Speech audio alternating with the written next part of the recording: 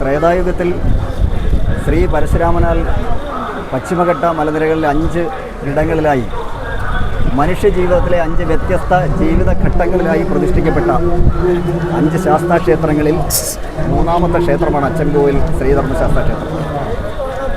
കുളത്തൂപ്പുഴ, ആര്യങ്കാവ്, അച്ചൻകോവിൽ, ശബരിമല, കാന്തമല. അച്ചൻകോവിൽ ക്ഷേത്രത്തിൽ ഇന്ന് രഥോത്സവവുമായി ബന്ധപ്പെട്ട ഉത്സവമാണ് നടക്കുന്നത്. കേരളത്തിൽ പാലക്കാട് ജില്ലയിലെ കൽപ്പാത്തിയിലും അച്ചൻകോവിലിലും മാത്രമാണ് രഥോത്സവം എന്ന ഒരു മഹോത്സവം ഇപ്പോഴും നിലകൊള്ളുന്നു. ഏകദേശം തമിഴ് ആരാധനാ സങ്കല്പങ്ങളുമായി ബന്ധപ്പെട്ട ഒരു ഉത്സവ രീതിയാണ്. കലിയുഗവരതനായ ധർമ്മശാസ്താവ്, ഈ നാടിനെ കാക്കുന്ന ഭഗവാൻ, തൻ്റെ പ്രജകളെ കാണാനായി തിരുരഥത്തിൽ എഴുന്നള്ളുന്നു എന്ന സങ്കല്പമാണ് രഥോത്സവത്തിലുള്ളത്. രഥത്തിൽ എഴുന്നള്ളുന്ന ഭഗവാൻ ശ്രീധർമ്മശാസ്താവ് ധർമ്മശാസ്താ ക്ഷേത്രത്തിൻ്റെ പ്രദക്ഷിണ രഥവീതിയിലൂടെ ഒരു വലം പൂർത്തിയാക്കി തിരിച്ചെത്തുന്നു. ഈ രഥയാത്രയിൽ അടുത്ത 1 വർഷക്കാലത്തേക്ക് തൻ്റെ പ്രജകൾക്കുള്ള എല്ലാ അനുഗ്രഹ ആശീസ്സുകളും ചൊരിഞ്ഞ് അദ്ദേഹം ക്ഷേത്ര ശ്രീകോവിലേക്ക് മടങ്ങിപ്പോകുന്നു എന്നുള്ളതാണ് സങ്കല്പം. ആ അനുഗ്രഹം ഏറ്റുവാങ്ങാനായിട്ട് കേരളത്തിൻ്റെ എല്ലാ ഭാഗത്തു നിന്നും, തമിഴ്നാട്ടിൽ നിന്നും, കർണാടകയിൽ നിന്നും, ആന്ധ്രയിൽ നിന്നും, ദക്ഷിണേന്ത്യൻ സംസ്ഥാനങ്ങളിലെ എല്ലാ ഭാഗങ്ങളിൽ നിന്നും നിരവധി അയ്യപ്പ ഭക്തന്മാരാണ് ഇവിടെ എത്തിച്ചേരുന്നത്.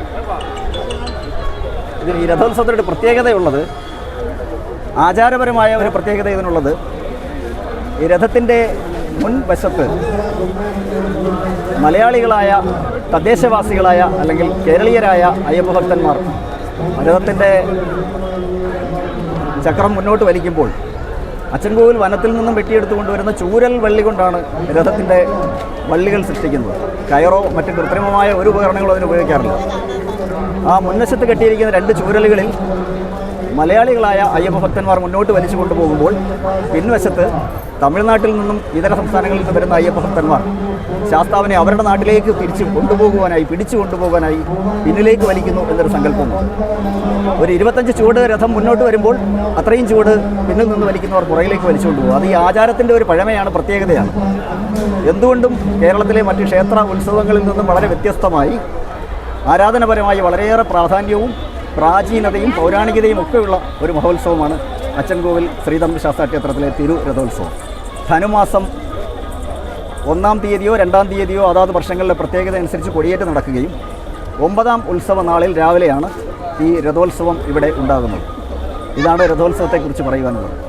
തിരുരഥത്തിനുള്ളിൽ ഒരു ചപ്രം സൃഷ്ടിച്ചിട്ട് ആ ചപ്രമഞ്ചത്തിൽ മണികണ്ഠ മുത്തയ്യൻ എന്ന ദൈവത്തെയാണ് എഴുന്നള്ളിക്കുന്നത്. മണികണ്ഠ മുത്തയ്യൻ എന്ന പേര് തന്നെ ശാസ്താസങ്കല്പത്തിൽ നിന്നും പൗരാണികമായ ആരാധനാക്രമങ്ങളിലൂടെ രൂപഭേദം വന്ന അയ്യപ്പ സങ്കല്പത്തിനും ഇടം നൽകിക്കൊണ്ടാണ് മണികണ്ഠൻ എന്ന പേര് നൽകി മണികണ്ഠ മുത്തയ്യൻ എന്ന പേര് നൽകിയിരിക്കുന്നത്. യഥാർത്ഥത്തിൽ അച്ചൻകോവിൽ ക്ഷേത്രം ധർമ്മശാസ്താ ക്ഷേത്രമാണ്. അയ്യപ്പൻ എന്ന ചരിത്ര പുരുഷൻ്റെ ശക്തി നിലയം പ്രാപിച്ചിട്ടുള്ള പ്രതിഷ്ഠയാണ് ശബരിമലയിലും അച്ചൻകോവിലിലും ആര്യൻകാവിലും കുളത്തൂപ്പുഴയിലും ഒക്കെയുള്ള ശാസ്താക്ഷേത്രങ്ങൾ. ആ 2 സങ്കല്പങ്ങളുടെ ഒരു സങ്കലനമാണ്, രണ്ടും കൂടെയുള്ള ഒരു കൂടിച്ചേരലാണ് മണികണ്ഠ മുത്തയ്യൻ എന്ന സങ്കല്പം. ആ മണികണ്ഠ മുത്തയ്യൻ്റെ പ്രതിഷ്ഠയാണ് രഥത്തിനുള്ളിൽ, അലങ്കരിച്ച തിരുരഥത്തിനുള്ളിൽ എഴുന്നള്ളിച്ച് പ്രദക്ഷിണം നടത്തുന്നത്. അച്ചൻകോവിൽ ക്ഷേത്രത്തിൽ മറ്റു നമ്മുടെ ദക്ഷിണേന്ത്യൻ സംസ്ഥാനങ്ങളിലൊക്കെ ഉള്ളതിനേക്കാളും വളരെ വ്യത്യസ്തമായ ഒരു ആരാധനാക്രമമുണ്ട്, പുഷ്പാഭിഷേകം. ഈ പുഷ്പാഭിഷേകം നടക്കുന്നത് എല്ലാ വർഷവും മകരമാസത്തിലെ രേവതി നക്ഷത്രത്തിലാണ്. മകരമാസത്തിലെ രേവതി നക്ഷത്രത്തിൽ ആചരിക്കുന്നതിനൊരു പ്രത്യേക കാരണമുണ്ട്. മകരമാസത്തിലെ രേവതി നക്ഷത്രം അച്ചൻകോവിൽ ശാസ്താവിൻ്റെ പ്രതിഷ്ഠാ ദിനമാണ്. മകരത്തിലെ രേവതി നക്ഷത്രത്തിലാണ് ശാസ്താവിൻ്റെ പ്രതിഷ്ഠ ഈ ക്ഷേത്രത്തിനുള്ളിൽ നടത്തിയത്. വളരെ പ്രാചീന കാലം മുതൽ തന്നെ ആ രേവതി നക്ഷത്രത്തിൽ ശാസ്താവിൻ്റെ പ്രതിഷ്ഠാ മഹോത്സവം കൊണ്ടാടിയിരുന്നുവെങ്കിലും അച്ചൻകോവിൽ ക്ഷേത്രത്തിൻ്റെ സങ്കല്പങ്ങളുമായി ബന്ധപ്പെട്ട് ഏറ്റവും പ്രധാനപ്പെട്ട ഒരു വ്യക്തിത്വമായിരുന്നു. ക്ഷേത്ര സങ്കല്പങ്ങളെന്നതിനുപരിയായി നാടിൻ്റെ പുരോഗതിയുടെ കാര്യങ്ങളിലുമൊക്കെ ഏറ്റവും കൂടുതൽ ശ്രദ്ധ ചെലുത്തിയ ഒരു യോഗി വര്യനായിരുന്നു ആയിക്കുടി സ്വദേശിയായിരുന്നു സ്വാമിജി കൃഷ്ണ. ആ സ്വാമിജി കൃഷ്ണയാണ് മകരമാസത്തിലെ രേവതി നക്ഷത്രത്തിൽ അച്ചൻകോവിൽ ക്ഷേത്രത്തിലെ പുഷ്പാഭിഷേക മഹോത്സവം ഏറ്റവും ഗംഭീരമായി നടത്തുവാനുള്ള നടപടികൾ സ്വീകരിച്ചതും അത് മുടങ്ങാതെ ഇപ്പോഴും എല്ലാ വർഷവും മകരമാസത്തിലെ രേവതി നക്ഷത്രത്തിൽ നടന്നു പോകുന്നു. സ്വാമിജി കാലയവനികയ്ക്കുള്ളിൽ മറഞ്ഞുപോയി എങ്കിലും സ്വാമിജി സംഭാവന ചെയ്ത ഒരുപാട് നേട്ടങ്ങൾ ഈ ഗ്രാമത്തിലുണ്ട്.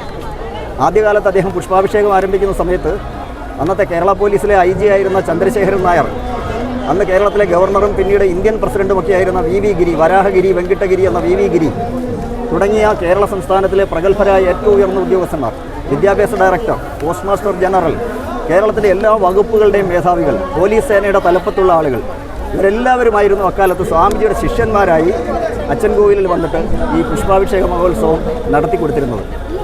അത് ഇപ്പോഴും മുടക്കം കൂടാതെ എല്ലാ വർഷവും മകരമാസത്തിലെ രേവതി നക്ഷത്രത്തിൽ അച്ചൻകോവിൽ മഹാക്ഷേത്രത്തിലെ പുഷ്പാഭിഷേക മഹോത്സവം നടക്കുന്നുണ്ട്.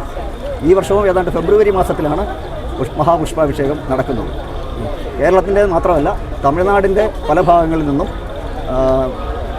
മധുരയ്ക്ക് ഇപ്പുറത്തോട്ടുള്ള പല പ്രദേശങ്ങളിൽ നിന്നും ലോറിക്കണക്കിന് പൂക്കളാണ്, ലോറികൾ നിറയെ പുഷ്പങ്ങളാണ് അച്ചൻകോവിലിലെ പുഷ്പാഭിഷേകത്തിന് കൊണ്ടുവരുന്നത്. അത്ര മഹത്തായ ഒരു ഉത്സവമാണ് അച്ചൻകോവിലിലെ ശാസ്താവിൻ്റെ പ്രതിഷ്ഠാ ദിനമായ മകരത്തിലെ രേവതി നക്ഷത്രത്തിലുള്ള പുഷ്പാഭിഷേക മഹോത്സവം.